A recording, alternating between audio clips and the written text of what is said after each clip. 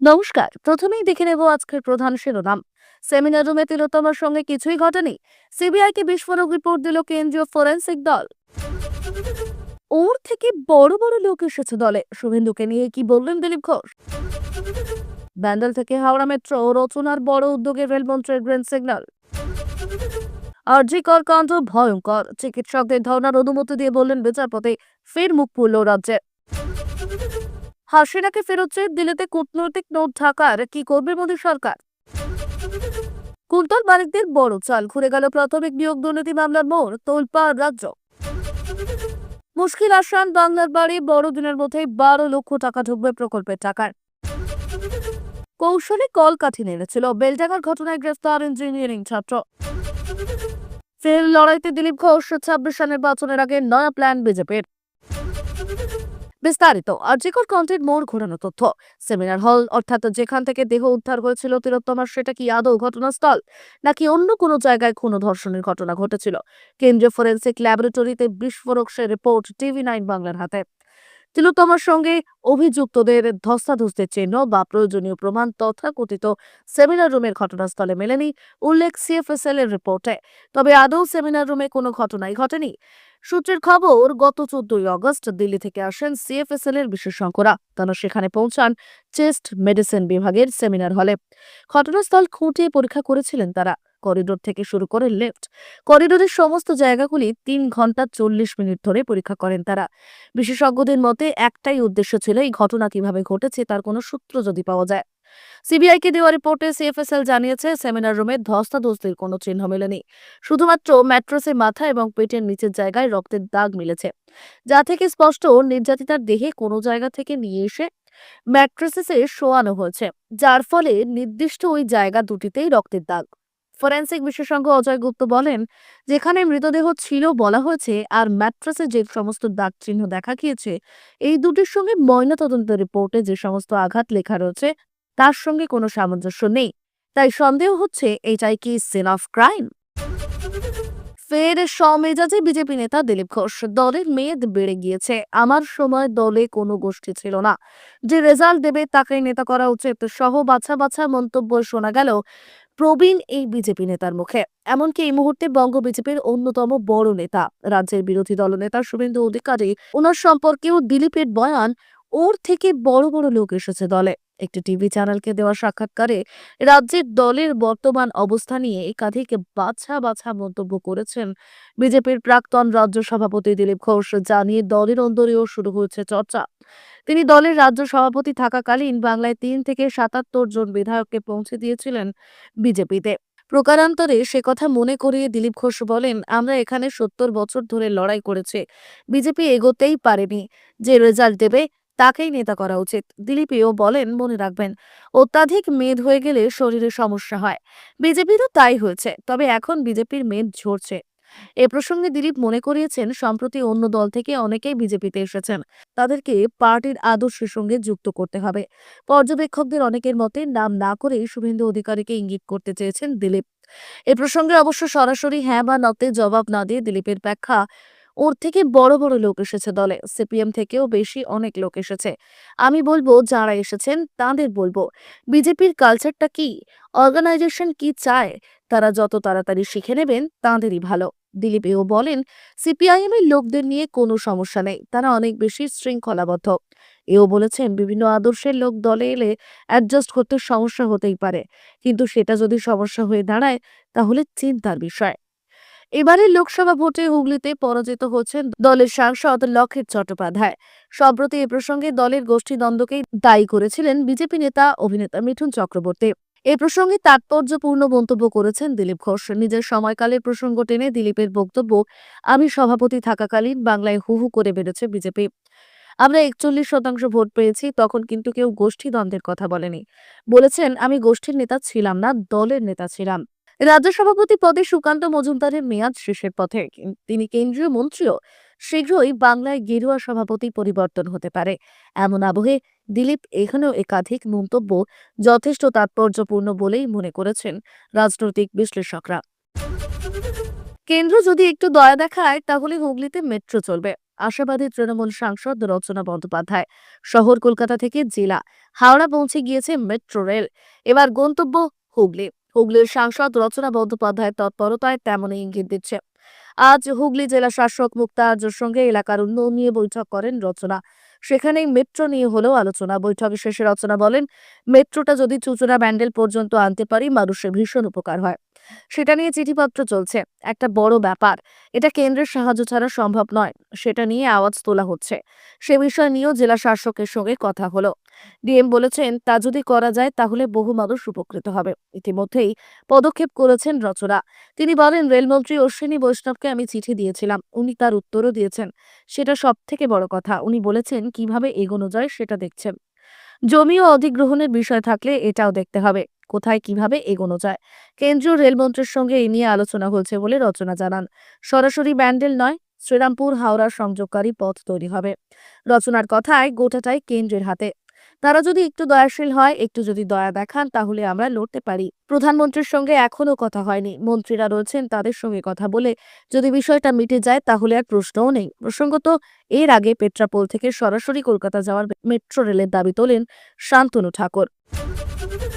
আজিকর মামলায় সন্দীপ ঘোষ ও অভিজিৎ মণ্ডলের জামিনের বিরোধিতায় ধর্মতলায় ধর্ণা অবস্থানে বসেছিলেন চিকিৎসকেরা। পুলিশের অনুমতি না মিললেও হাইকোর্টে ধর্ণা চালিয়ে নিয়ে যাওয়ার অনুমতি দেয়। পাল্টা সেই রায়কে চ্যালেঞ্জ করে ডিভিশন বেঞ্চে যায় রাজ্য। সিঙ্গেল বেঞ্চের পর ডিভিশন বেঞ্চেও রাজ্যের চিকিৎসকদের অবস্থান বিক্ষোভ নিয়ে সিঙ্গেল বেঞ্চের রায় বহাল রাখল ডিভিশন বেঞ্চ। কর্মসূচি চালিয়ে নিয়ে যাওয়ার অনুমতি দিল বিচারপতি হরিশ টান্ডন এবং বিচারপতি হিরণময় ভট্টাচার্যের ডিভিশন বেঞ্চ। আরজি করের ঘটনা নজিরবিহীন, অকল্পনীয় এবং ভয়ঙ্কর বলেই মন্তব্য বিচারপতি হরিশ টান্ডনের। ধর্মতলায় ধর্নার চিকিৎসকদের আবেদন অনুযায়ী 100 জন চিকিৎসক ধর্নাস্থলে থাকতে পারবেন। 25 তারিখ অবস্থান বন্ধ রাখা সম্ভব কিনা আদালতে জানাবে চিকিৎসক সংগঠন।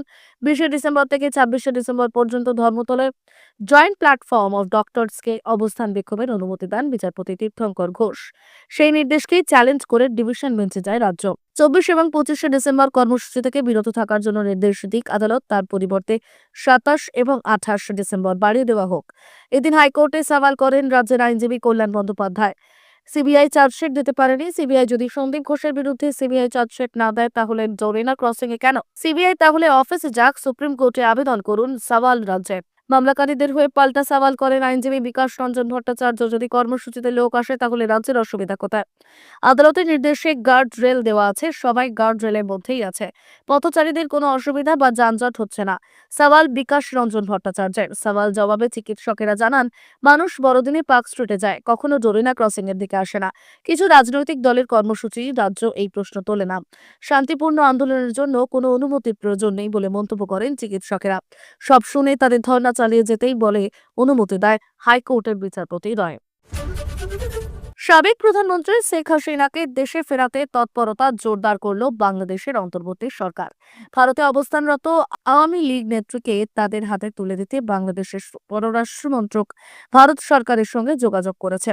পররাষ্ট্র উপদেষ্টা তৌহিদ হোসেন সোমবার ঢাকায় জানিয়েছেন, ভারতের বিদেশ মন্ত্রকের কাছে কূটনৈতিক নোট পাঠানো হয়েছে। বলা হয়েছে, দেশের বিচারের উদ্দেশ্যে সাবেক প্রধানমন্ত্রীকে ফেরানো হোক।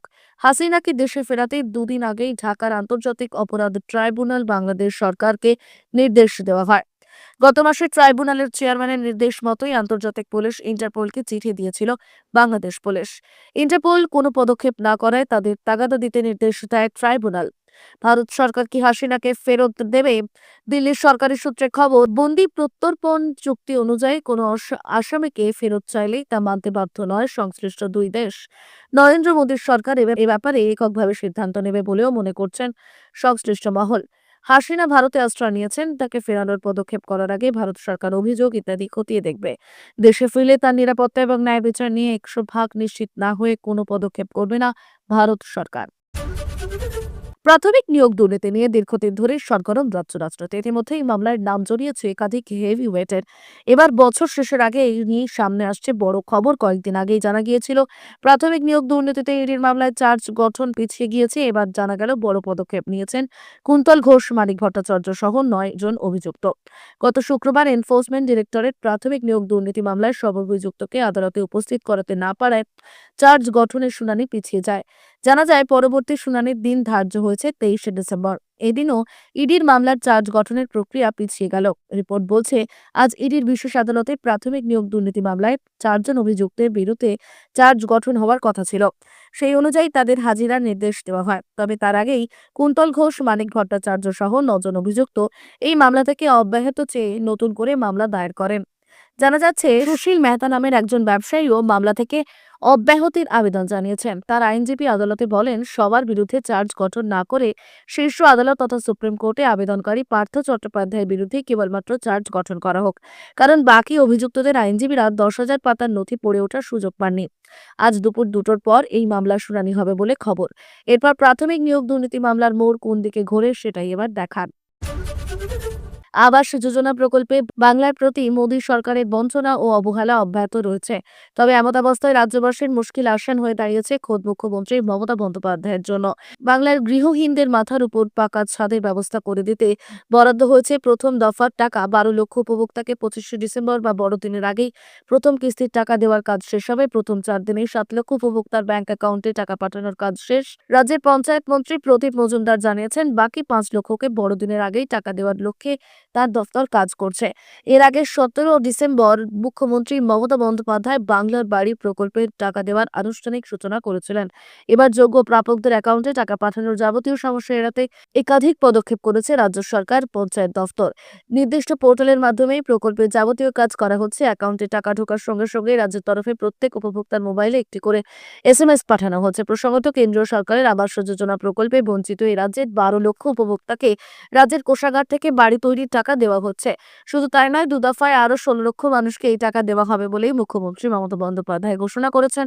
2025 সালের মে-জুন মাসের মধ্যে 8 লক্ষ এবং ডিসেম্বর নাগাদ আরো 8 লক্ষ মানুষকে এই টাকা দেওয়া হবে। আবাস যোজনা নিয়ে গত কয়েক বছর ধরেই মোদী সরকারের সঙ্গে রাজ্য সরকারের সংঘাত চলছে। বঙ্গ বিজেপির দুর্নীতি অভিযোগ কেন্দ্র এই খাতে রাজ্যের বরাদ্দ টাকা আটকে দেয়। বিজেপির অভিযোগের তদন্তে একাধিক টিম পাঠায় কেন্দ্র, কিন্তু তারা কোনো দুর্নীতির কাজ খোঁজ পায়নি। কেন্দ্রের এই আচরণে ক্ষুব্ধ মুখ্যমন্ত্রী ঘোষণা করেন, রাজ্য সরকারই গরিব মানুষদের মাথার উপরে পাকা ছাদ গড়ে দেবে। সেই মতো সমীক্ষা শুরু হয়। সমীক্ষায় প্রথম পর্যায়ে 12 লক্ষ উপভোক্তার নাম চূড়ান্ত করে রাজ্য। বেলডাঙ্গার ঘটনার জেরে উত্তপ্ত হয়ে উঠেছিল বিস্তীর্ণ এলাকা। বেলডাঙ্গায় আলোর বোর্ডে কিছু লেখা ফুটে উঠেছিল, আর সেই লেখাকে কেন্দ্র করেই শুরু হয়েছিল তুমুল গন্ডগোল। পরিস্থিতি সামাল দিতে সমস্যায় পড়ে পুলিশ। মুর্শিদাবাদের বেলডাঙ্গার এই ঘটনাকে ঘিরে রাজনৈতিক চাপানোতর কিছু কম হয়নি। এদিকে তারপর প্রায় 1 মাস কেটে গিয়েছে। এবার সেই ঘটনায় পুলিশ এক ইঞ্জিনিয়ার পড়ুয়াকে গ্রেফতার করেছে। ধৃতের নাম সায়ন হালদার। সে কৃষ্ণনগর পলিটেকনিক কলেজের 3য় বর্ষের ছাত্র। তার বিরুদ্ধে এবার ভয়াবহ অভিযোগ। সূত্রের খবর, একটি ডিজিটাল বোর্ডে ওই লেখা ফুটে উঠেছিল। একটি বিশেষ কোম্পানির ওই বোর্ড। সেই কোম্পানির অ্যাপও রয়েছে। সেই অ্যাপের মাধ্যমে লেখা বদলানো যায়। সেক্ষেত্রে সন্দেহ করা হচ্ছিল কোনো মোবাইল অ্যাপ থেকে এই লেখা বদলানো হচ্ছিল। কিন্তু কোনো মোবাইল থেকে এই লেখা বদলানোর বিষয়টি করা হচ্ছিল সেটা খোঁজ নেওয়ার চেষ্টা করা হয়েছে। শেষ পর্যন্ত তার সন্ধানও মেলে। তবে প্রাথমিকভাবে মনে করা হচ্ছে একেবারে সব দিক খেয়াল রেখেই ওই ছাত্র দূর থেকে ওই অ্যাপের মাধ্যমে লেখা বদল করছিল বলে অভিযোগ।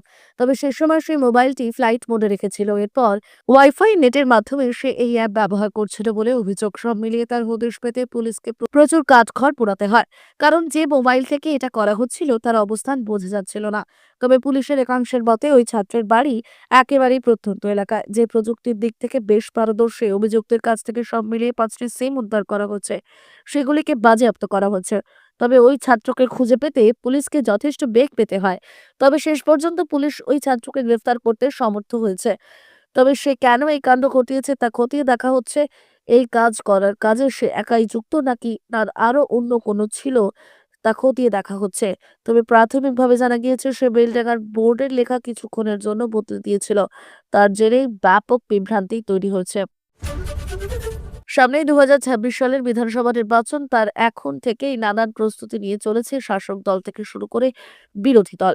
সে কারণে দলের অন্দরে ভুল ত্রুটিগুলো ভালো করে চিহ্নিত করে সেগুলি পুনরায় ভালো করে মেরামত করা হচ্ছে। একই চিত্র ফুটে উঠেছে গেরুয়া শিবিরে। বাংলায় একের পর এক নির্বাচনের হতাশাজনক ফল 26-এর আগে ব্যাপক চিন্তায় রেখেছে বঙ্গ বিজেপিকে। 21-এর বিধানসভা নির্বাচনের পর থেকে শুধুই হারতে হচ্ছে শুভেন্দুর দলকে। 21-এর বিধানসভা নির্বাচনের 7টি আসন জিতেছিল বিজেপি। পুরসভা, পঞ্চায়েত, লোকসভা, এমনকি উপনির্বাচনগুলিতেও জিততে পারেনি গেরুয়া শিবির, যা এখন ৬৩ সংখ্যায় নেমে এসেছে। তাই এবার পুরানো প্রার্থীদের উপরেই ভরসা রাখছে দল। সূত্রের খবর, বঙ্গ বিজেপি এই মুহূর্তে চাইছে ২৬শে নির্বাচনের আগে দলকে কঠিন এবং শক্তিশালী রূপে ফের মাঠে নামাতে প্রাক্তন রাজ্য সভাপতি দিলীপ ঘোষের উপর ভরসা রাখুক। কারণ এর আগে ২০১৯ সালে নেতৃত্বে বঙ্গ বিজেপিকে ভোট নির্বাচনের সময় ময়দানে লড়ে এখনো পর্যন্ত বঙ্গে দেখা যাচ্ছে না সেই ভোট, যে কটি আসন সে সময় পাওয়া গিয়েছিল। কিন্তু এই হয়েছিল বঙ্গ বিজেপিতে, যেটা সবচেয়ে বড় ভুল হিসেবে চিহ্নিত করা হয়েছে দলের কাছে।